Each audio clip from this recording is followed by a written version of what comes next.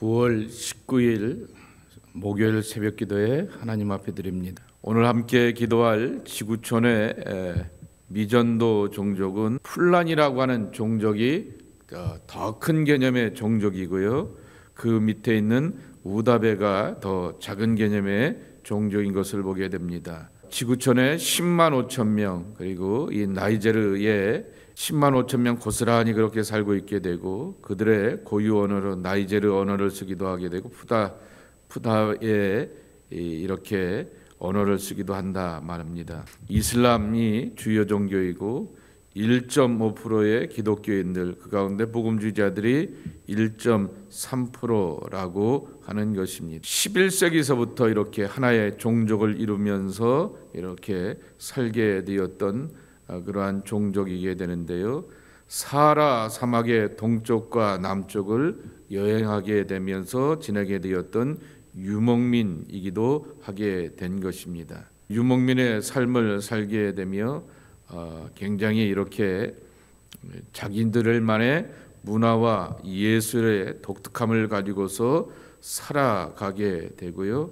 그리고 그들과 함께 지내가는 것이 참 어렵기도 하게 되는데, 또한 타부하는 것들, 이렇게 금기시하는 것들이 굉장히 많기 있기 때문에 다른 사람들과 어울리고 당연히 기독교 복음을 받아들이는 것에 대해서도 굉장히 배타적이기 때문에 그들과 함께 복음을 전하려고 하게 되었다가는 엄청난 박해를 받기도 하게 되고, 이렇게 물리적인 그러한 경험을 박해를 당하기도 하게 되는 것을 볼 수가 있습니다. 그러나 그들이 이제 굉장히 이 문화적으로 예술적으로 뛰어난 그러한 것을 갖고 있기 때문에 그들에게 그러한 것을 가지고서 접근하면서 전도하며 벌써 1.5%, 1.3%의 기독교 인구가 있게 되었는데요. 그러면서도 복음을 전하는 그러한 분들이 계시다라고 하는 것입니다. 신약 성경만 번역이 되어 있게 되고요. 예수님의 영상과 온라인 성경을 찾아볼 수가 있다 말하게 되는데, 우리가 미쳐가지 못하게 되지만은 그 땅에 복음을 전하게 되는 선교사들과 그 헌신과 수고 가운데 귀한 열매를 맺을 수 있도록 잊지 마시고 기억하고 기도해 주시기 바랍니다. 정말 아침에 한번 이렇게 불러보게 되는 낯선 민족의 이름들이 많지만은 그 이름 한번 기억하시고 불러보는 그 모습을 통하여서 하나님의 부르심이 그들 가운데 있기를 기억하고 중보해 주시기 바랍니다. 우다베입니다. 무다베라고 하는 큰 종족 가운데서 작은 종족인 풀란이 잊지 마시고 기억해 주시기 바랍니다. 열왕기하 9장 14절서부터 26절까지의 말씀. 이에 님시의 손자 여호사밧의 아들 예후가 요람을 배반하였으니 곧 요람이 온 이스라엘과 더불어 아람의 왕 하사엘과 맞서서 길랏 라못을 지키다가 아람의 왕 하사엘과 더불어 싸울 때에 아람 사람에게 부상한 것을 치료하려 하여 이스라엘로 돌아왔던 때라. 예후가 이르되 너희 뜻에 합당하거든 한 사람이라도 이 성에서 도망하여 이스라엘에 알리러 가지 못하게 하라 하니라. 예후가 병거를 타고 이스라엘로 가니 요람 왕이 거기에 누워 있었음이라. 유다의 왕 아하시아는 요람을 보러 내려왔더라. 이스라엘 망대에 파수꾼 하나가 서 있더니 예후의 무리가 오는 것을 보고 이르되 내가 한 무리를 보나이다 하니 요람이 이르되 한 사람을 말에 태워 보내어 맞이하여 평안하냐 묻게 하라 하는지라. 한 사람이 말을 타고 가서 만나 이르되 왕의 말씀이 평안하냐 하시더이다 하매 예후가 이르되 평안이 내게 상관이 있느냐 내 뒤로 물러나라 하니라. 파수꾼이 전하여 이르되 사자가 그들에게 갔으나 돌아오지 아니하나이다 하는지라. 다시 한 사람을 말에 태워 보내었더니 그들에게 가서 이르되 왕의 말씀이 평안하냐 하시더이다 하매 예후가 이르되 평안이 내게 상관이 있느냐 내 뒤를 따르라 하더라.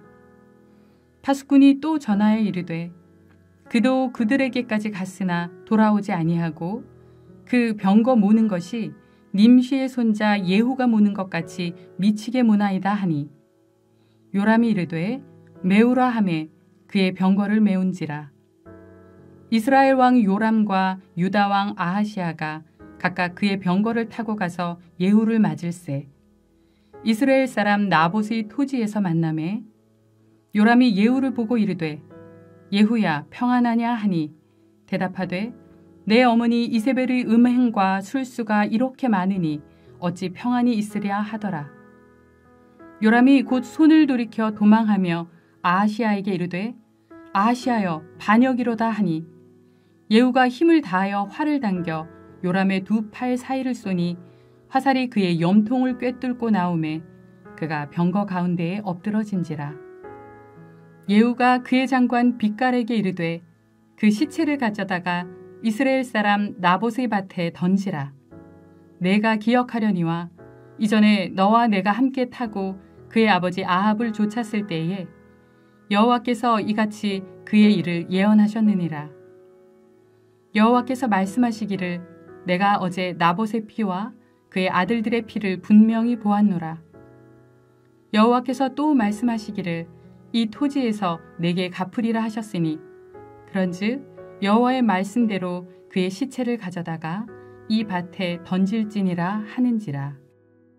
어제 예후에 대해서는 잠깐 말씀을 드리게 되었지만은 하나님이 기름 부어 주시게 되어서 하나님 앞에서 지명당하고 선택받는 삶을 살게 되었습니다. 보통 이 사람을 소개하게 되었을 때 아무개의 아들이라고 소개하게 되는데 14절 말씀해 보게 되면은 님시의 손자 여호사밧의 아들 예후입니다. 여호사밧이라고 하는 왕의 이름도 있게 되지만은 또 다른 동명이인이었지만은 별로 이렇게 유명한 사람이 아니기에 그의 할아버지 님시까지 이렇게 소개할 정도로 그래도 좀 이 집안의 그러한 어른들 가운데서 명망 있는 사람이 있지만은 왕으로 세움받기에는 그러한 탁월함이 없게 되었는데 하나님이 그를 택하시고 불러서 기름 부어 주셨다라고 하는 것입니다. 이 말은 인간의 조건을 보고서 하나님이 우리를 택하시고 부르신 것이 아니라 하나님의 부르심 앞에서 우리가 택함 받을 때 어떠한 삶의 조건도 거쳐나갈 수가 있다라고 하는 것을 말씀하게 되는 것입니다. 두 번째 개념은 공의와 사랑입니다. 어제도 말씀을 드렸듯이 우리는 성경에서 사랑의 하나님, 창세기 하나님, 나를 창조하셨던 하나님, 출애굽의 하나님, 나를 인도하시고 나를 해방시키신 하나님, 그리고 신명기의 하나님, 내게 말씀 주시고 내 삶을 연단하고 훈련하시면서 축복으로 이끌어 주시는 하나님을 만나기도 하지만은 계시록의 하나님을 만나야 된다라고 말씀을 드렸습니다. 삶이 다 끝나게 되었을 때 그 삶에 대하여서 평가, 하나님의 공의에 사사로움이 없이 하나님의 공의로서 삶을 심판하신다라고 하는 얘기입니다. 그리고 그래서 그런 맥락 가운데서 예후가 등장하게 되고 요람이 비참한 최후를 맞이하게 되었던 그것은 하나님의 사랑하심과 그리고 하나님의 공의의 이야기를 함께 지켜보게 되는 것입니다. 요람이 북이스라엘의 임금이었던 요람이죠. 그 요람이 지금 현재 이스라엘가에서, 이스라엘이 아니라 이스라엘입니다. 이스라엘에 있는 한 지역에서 치료를 받고 있게 되었습니다. 그 이유는 15절 말씀에도 있듯이 요람왕이 거기 누워 있음이라라고 말하게 되었습니다. 아람의 왕 하사엘과 맞서 싸우게 되었다가 부상을 당하게 되었고 거기 입원하여 누워 있게 되었고 요람의 조카가 되었던 유다의 임금이었던 아하시아가 16절 말씀해 보게 되면은 병문안까지 함께 찾아오게 되었던 그러한 상황이었던 것이죠. 이러한 상황 가운데서 서로 만나게 되는 것입니다. 자, 이러한 만남 속에서 이제 함께 서로의 상편들을 살펴보게 되는데 이 예후가 군대를 동원하여서 이 요람을 향하여서 나가게 되니까 당연히 이스라엘 망대에서 이 모든 것들을 지켜보게 되었던 요람의 군인들이 보고를 하게 되는 것이죠. 누군가가 군대를 동원하고 이쪽으로 오고 있게 되는데 멀리서 보게 되었을 때 적인지 누군지 알지 못하게 됩니다 라고 하게 되면서 파수병 혹은 척후병을 이렇게 3번씩이나 보내게 되는 것입니다. 그때 제일 먼저 물어보게 되었던 것이 17절 말씀에도 있는 것처럼 평안하냐라고 말하게 되는 것입니다. 누구냐라고 묻게 되었고, 그리고 그 무리가 예후의 군대가 이스라엘 군대인 것을 알게 되면서 평안하냐라고 말하게 됩니다. 군인들이 평안하다라는 얘기는 무슨 뜻이겠습니까? 예후도 군인이었기 때문에 당신의 군대가 아람 군대와 싸워서 이기고 좋은 소식을 가져왔느냐라고 하면서 전쟁에 이긴 소식을 듣고자 하게 되었으나, 예후가 그를 향하여서 평안이 너와 무슨 상관이 있느냐라고 하면서 그를 제껴놓고 뒤로 가게 하였던 것을 18절의 말씀을 보면 알게 됩니다. 이게 한 번이 아니라 3번인 것이죠.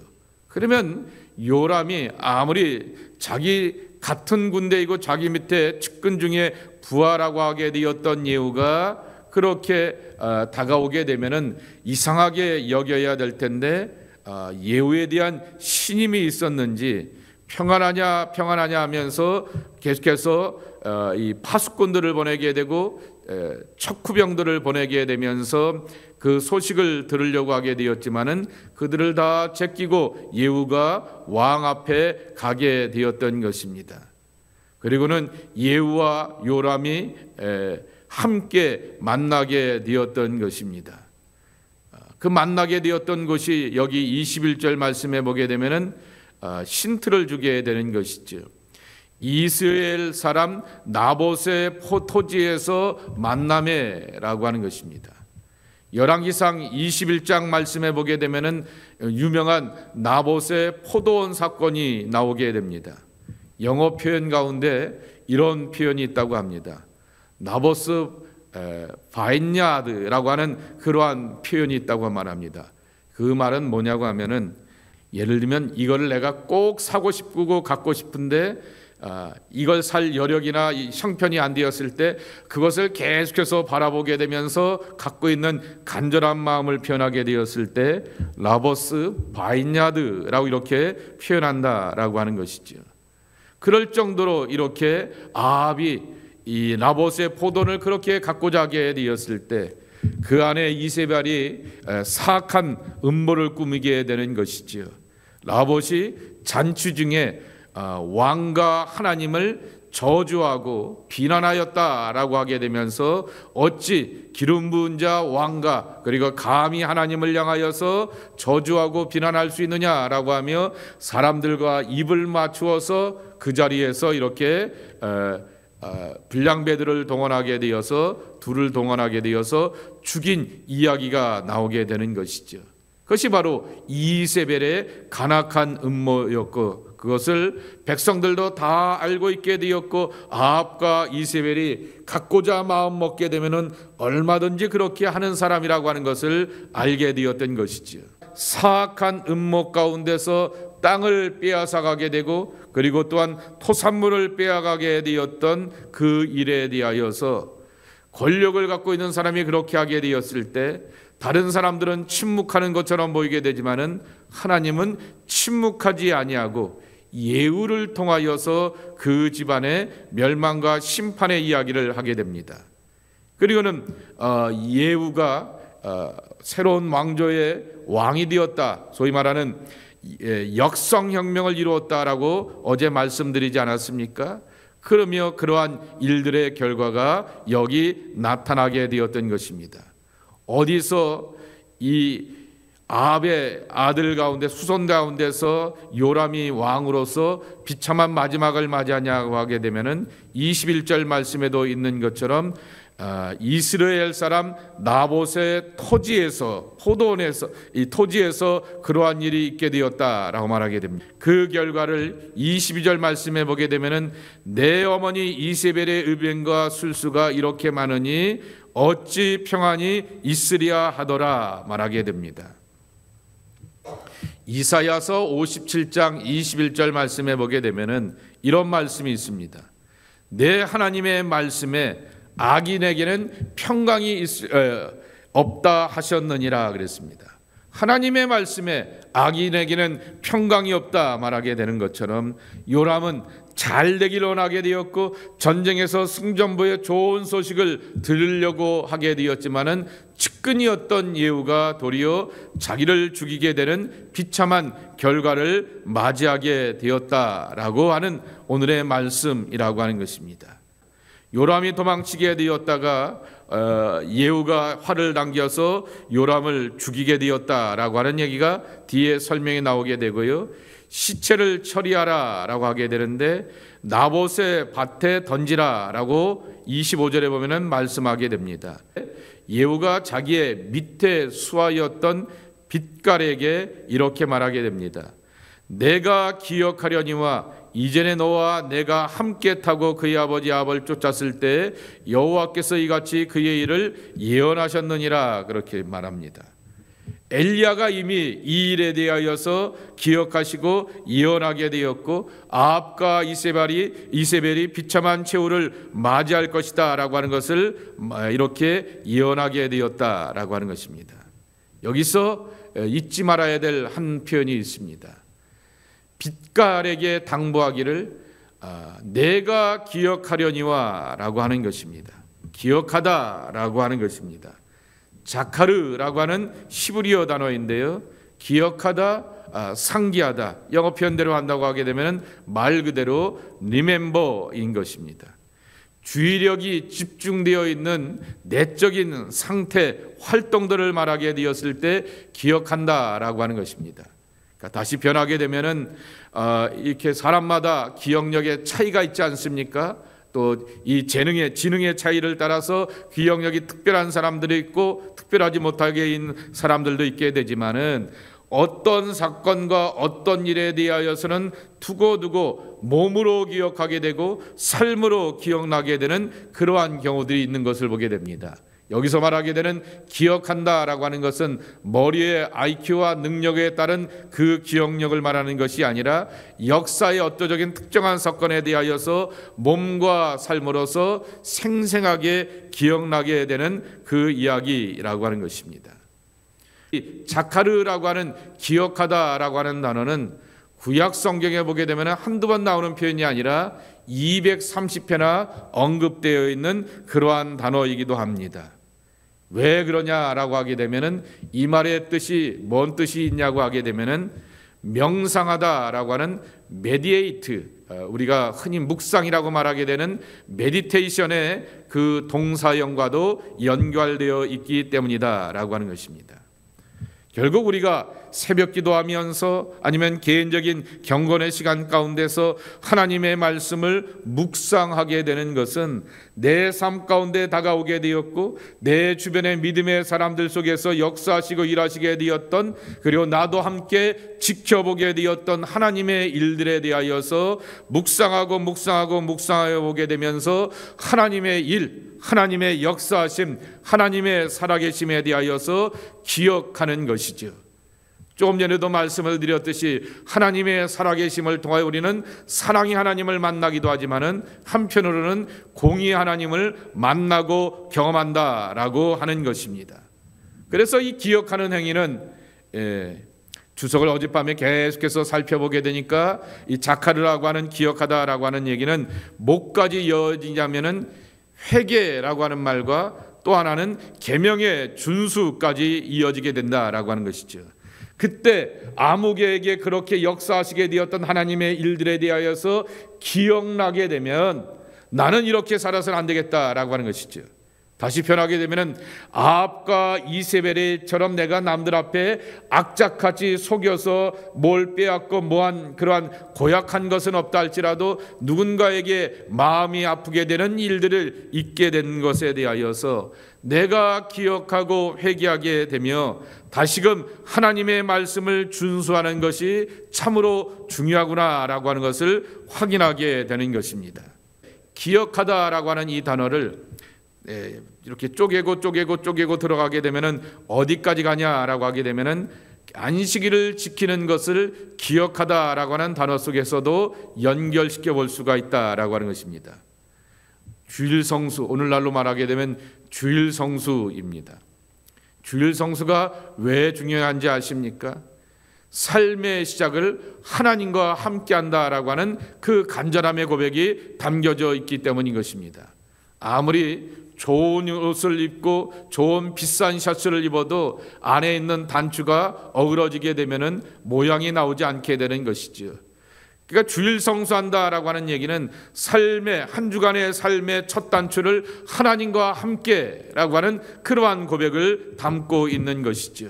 그러기에 우리가 기억한다, 하나님의 말씀을 기억하고 우리의 삶 가운데 다가오게 되었던 하나님의 일하심을 기억하게 되면서 묵상하게 되며 죄의 흔적도 돌아보게 되지만은 하나님의 구원의 역사와 손길도 돌아보게 되면서 한편으로는 회개하고 계명을 준수하며 나는 하나님과 함께 살아야 돼라고 하며 하나님과 함께 삶의 첫 발걸음을 내는 것이 중요하다라고 하는 것입니다.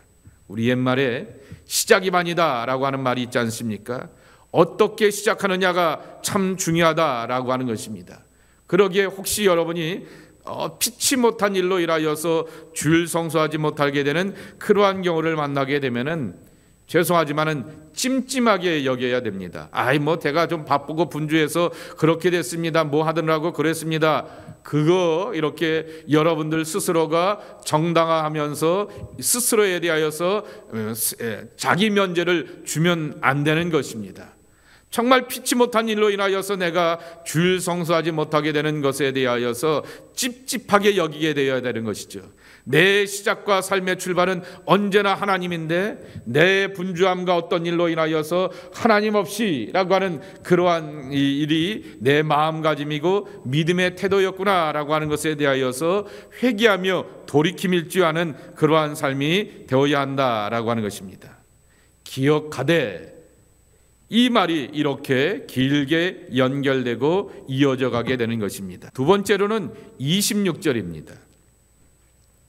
여호와께서 말씀하시기를 내가 어제 나봇의 피와 그의 아들들의 피를 분명히 보았노라 라고 이렇게 말씀하시게 됩니다.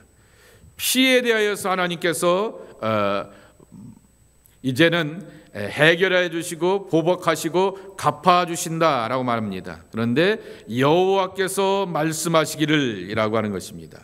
이 편을 여러분이 예언자들이 하나님께서 말씀하시기를 라고 하게 되었을 때는 예언자 예레미야를 통하여, 예언자 이사야를 통하여, 예언자 아무개를 통하여서 말하게 되는 그 신탁의 개념으로서의 여호와께서 말씀하시기를 라고 하는 그 뜻이 아닌 것입니다.